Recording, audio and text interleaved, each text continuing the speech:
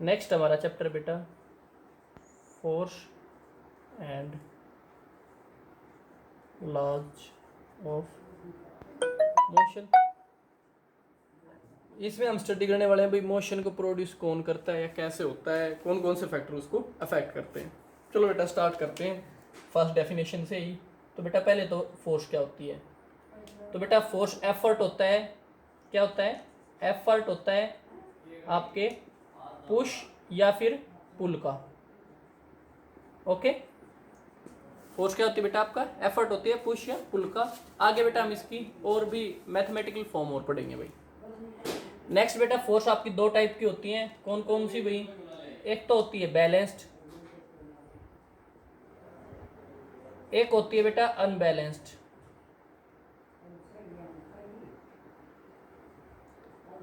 बेटा बैलेंस्ड जिसमें net force आपको क्या मिले, जीरो मिले, एफ नेट क्या मिले बेटा आपको, जीरो। और इसमें बेटा एफ नेट यानी अब नेट फोर्स जब निकालते हो तो आपको क्या नहीं मिलती, वो जीरो के इक्वल नहीं मिलती।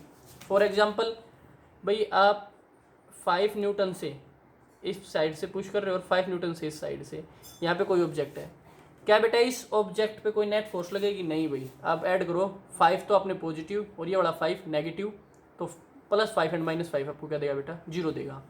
तो बेटा बैलेंस जो फोर्सेज होती हैं वो स्टेट ऑफ रेस्ट या स्टेट ऑफ मोशन को चेंज नहीं कर सकती, उनको क्या नहीं कर सकती बेटा, चेंज नहीं कर सकती।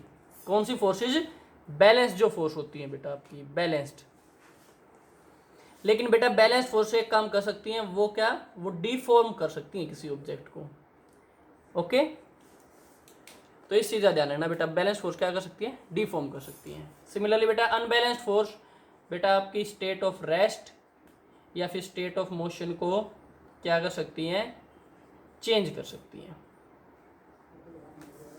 तो बेटा यहाँ तक तो आपका था बेसिक्स ऑफ फोर्सेस के बारे में। नेक्स्ट बेटा हमारा जो टॉपिक आता है वो देखो, नेक्स्ट आता है बेटा इनर्शिया। इनर्शिया आ रहा बेटा, ये इनर्शिया देखो बेटा, इनर्शिया डायरेक्ट आपका रिलेटेड होता है, इनर्शिया डायरेक्ट आपका रिलेटेड होता है बेटा मास से। जितना ज़्यादा मास उतना ही ज़्यादा उस ऑब्जेक्ट के पास क्या होता है बेटा, इनर्शिया होता है। देखो भाई इनर्शिया के 3 टाइप होते हैं, कौन कौन से, inertia of rest, inertia of motion and inertia of direction. पहले तो बेटा इनर्शिया का मीनिंग समझते हैं। इनर्शिया होता है बेटा अपोज करना किसी चीज का, क्या करना भाई, अपोज करना। इनर्शिया मीन्स बेटा अपोज। तो बेटा यहाँ पे इनर्शिया ऑफ रेस्ट का मीनिंग क्या हुआ, रेस्ट की स्टेट का क्या करना बेटा, अपोज करना। यानी कि अगर कोई ऑब्जेक्ट रेस्ट में है तो बेटा वो रेस्ट में ही रहना चाहेगा। किस में रहना चाहेगा, रेस्ट में ही रहना चाहेगा। जब आप उस पर फोर्स लगाओगे तब भी किस में रहना चाहेगा बेटा, वो रेस्ट में ही रहना चाहेगा। सिमिलरली बेटा इनर्शिया ऑफ मोशन, ऑब्जेक्ट हमेशा मोशन में ही रहना चाहेगा, कैसे में, वो भी यूनिफॉर्म में। लास्ट वन डायरेक्शन, तो बेटा वो किस में रहना चाहेगा, डायरेक्शन में। फॉर एग्जाम्पल बेटा एक बॉल आ रही है इस डायरेक्शन में, ठीक है, आपको इसकी डायरेक्शन चेंज करनी है तो आपको क्या लगानी पड़ेगी बेटा, फोर्स लगानी पड़ेगी, और वो भी कुछ स्पेसिफिक अमाउंट की लगानी पड़ेगी, तभी उसकी डायरेक्शन क्या होगी, चेंज होगी। तो बेटा ये आपको फोर्स क्यों लगानी पड़ी, क्योंकि भाई उसके अंदर क्या था, इनर्शिया ऑफ डायरेक्शन था, यानी अपनी डायरेक्शन को खुद से चेंज नहीं करना चाहता था।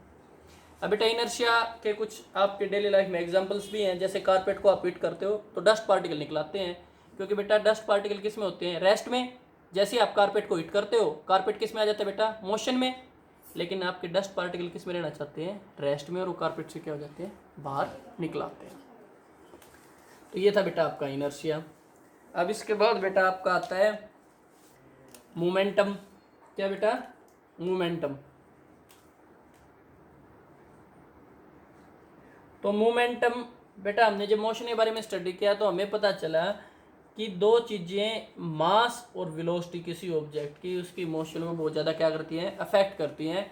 तो हमने इन दोनों की यानी मास की और वेलोसिटी की प्रोडक्ट को नाम दे दिया किसका बेटा, मोमेंटम का। ठीक है, अगर मोमेंटम की अगर आप यूनिट की बात करोगे तो बेटा मास की यूनिट क्या होती है, किलोग्राम, और वेलोसिटी की क्या होती है बेटा, मीटर पर सेकंड। तो ये आपकी किसकी यूनिट आ गई है बेटा, मोमेंटम की यूनिट आ चुकी है। इसके बाद बेटा नेक्स्ट हमारा जो टॉपिक आता है वो है न्यूटन्स के लॉ। किसके ये लॉ बेटा? न्यूटन्स के लॉ। एक सेकेंड, न्यूटन्स लॉ बेटा साफ साफ लिख लेते हैं भाई इसको भी, NEW, न्यूटन्स लॉ। इन्हीं न्यूटन्स लॉ को बेटा आप क्या बोल देते हो? Laws of motion. भाई क्या बोल देते हो बेटा इन्हीं को? Laws of motion. तो बेटा चलो इनके 1 बाय 1 इसके 3 लॉ दिए थे, इसने तीनों को स्टडी करते हैं। पहले फर्स्ट को, फर्स्ट लॉ आपका क्या था भाई? फर्स्ट लॉ में कहा था कि बेटा कोई भी ऑब्जेक्ट अपनी रेस्ट या फिर अपनी मोशन भी कैसा? यूनिफॉर्म मोशन की स्टेट को चेंज नहीं करेगा। कब तक? जब तक कोई नेट एक्सटर्नल फोर्स नहीं लगती।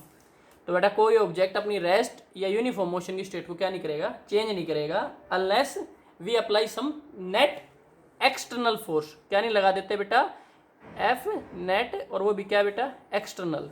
तो हम इसको एफ एक्सटर्नल ही लिख लेते हैं, ये नेट ऑटोमेटिक हो जाएगी एक्सटर्नल। ठीक है भाई।